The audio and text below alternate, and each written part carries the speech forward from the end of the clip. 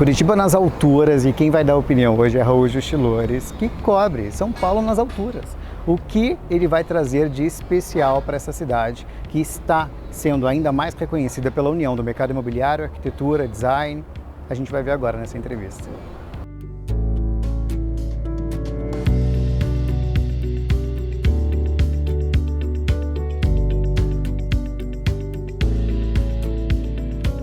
Raul, Curitiba nas alturas para você, o que é?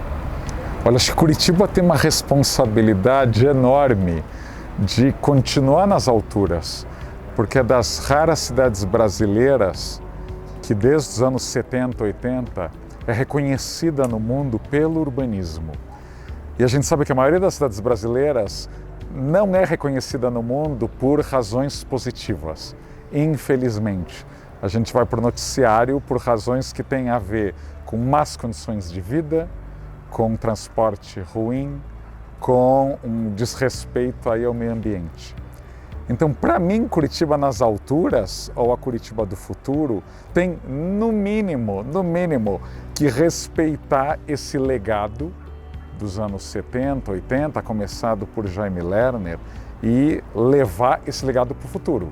Ou seja, não é para se deitar nos louros ou para achar que está tudo pronto.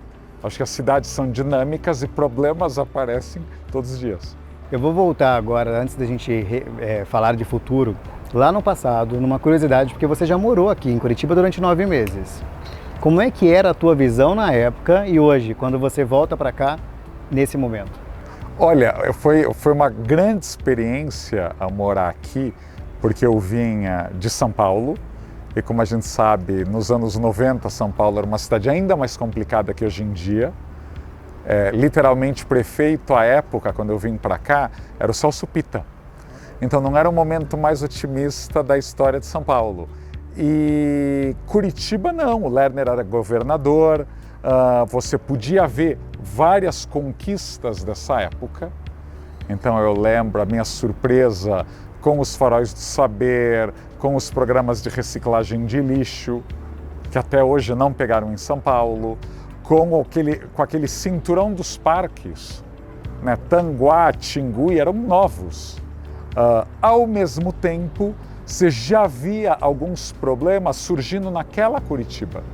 Ou seja, apesar da ênfase ao transporte público, o trânsito já estava piorando muito, muitos bairros aí carro dependentes, e algumas ideias, eu lembro da Rua 24 Horas, que não estava funcionando lá muito bem, a Ópera de Arame tinha virado apenas um lugar aí para formaturas e eventos. Então era interessante que eu tinha aquela imagem ultra positiva de Curitiba, que em parte se confirmou, mas ao mesmo tempo eu vi os curitibanos reclamando de coisas que nós forasteiros nem sabíamos que tinham problemas. Então, foi bom ver essa dinâmica com os próprios olhos, mas também especialmente com os próprios pés.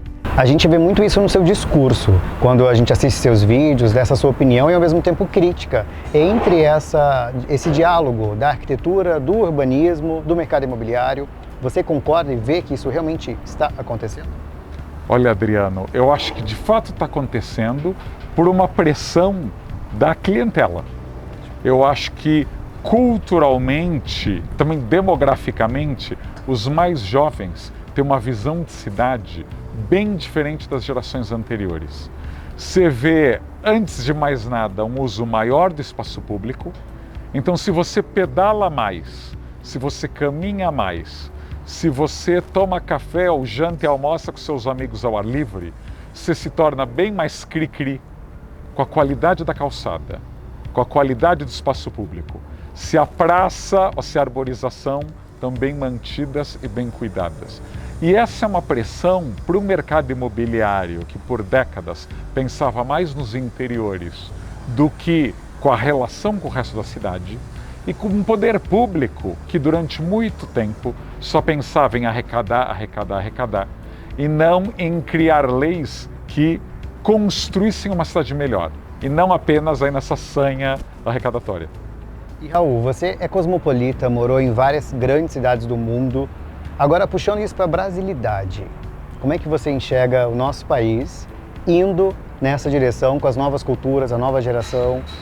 Olha, talvez o grande temor que eu tenho com as cidades brasileiras seja o da segurança, porque até nos bairros mais ricos do país, até nos lugares mais seguros, tem bairros de São Paulo e certamente de Curitiba que são mais seguros que qualquer bairro europeu, mas isso serve de desculpa para você se isolar em bolhas.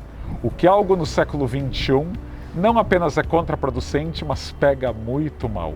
A gente aprende mais quando a gente sai da bolha, quando a gente conhece espontaneamente o diferente.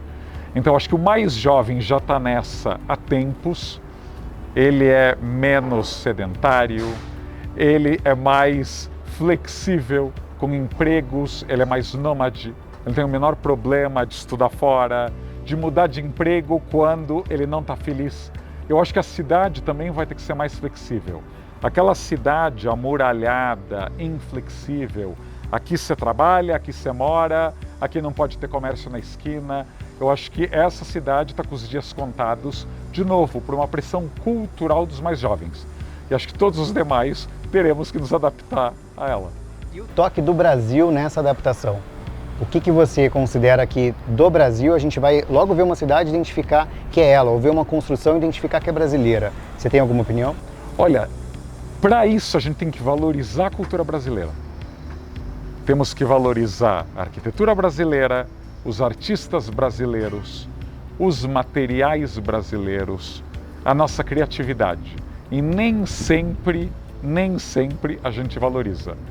Eu vejo muita gente indo para Dubai, Orlando e adorando, o que é um tanto temeroso, porque felizmente o Brasil não tem deserto, felizmente o Brasil é um país onde homens e mulheres na lei são iguais, então acho que a gente não tem que copiar as Arábias. E ao contrário de Orlando, ou dessas cidades pequenas americanas, as nossas cidades são muito grandes. Então a gente tem que pensar em espaço público para milhões de pessoas, em empregos para milhões de pessoas e para verde, qualidade de vida, que Orlando, ou mesmo Miami, nem sonham. Miami é do tamanho de alguns bairros de São Paulo. O Campo Limpo em São Paulo tem a população de Miami. Então os nossos desafios são muito maiores, nós temos uma desigualdade social ainda muito dramática e a gente tem que fazer a economia crescer. A gente tem que criar cidades que promovam oportunidades, empregos e desenvolvimento econômico. E às vezes nós temos muitas barreiras, muitas faixas vermelhas ou amarelas de não ultrapassar e a gente tem que destravar esse potencial, essa criatividade. E para fechar, você falou sobre criar cidades, mas a gente também pode recriá-las. Digo isso por conta dos centros históricos, dos centros das cidades, do quais você fala muito. Como é que é? O que a gente pode finalizar com essa boa mensagem de que o centro está ali, tem história e a gente pode viver isso? Há uma boa notícia, Adriano. A população brasileira não cresce mais como crescia em décadas passadas. Então aquela coisa da população dobrar a cada 20 anos ou 30 anos não acontece. Então a gente não precisa criar tudo do zero. A gente pode recriar muito. Em vez de ficar construindo 1000 escolas ruins, uma do lado da outra, a gente pode melhorar as que já existem. E a gente pode melhorar os centros históricos que já estão construídos, que já têm infraestrutura, que já têm qualidade. Cabe a nós mantê-los e recuperá-los. Você já sabe, curta, comente, compartilhe e continue, porque o W Talks está acontecendo ao longo do ano aqui em Curitiba. Já temos uma playlist no cantinho para você poder acompanhar ainda mais os conteúdos que os nossos convidados têm trazido para a cidade. Bora lá?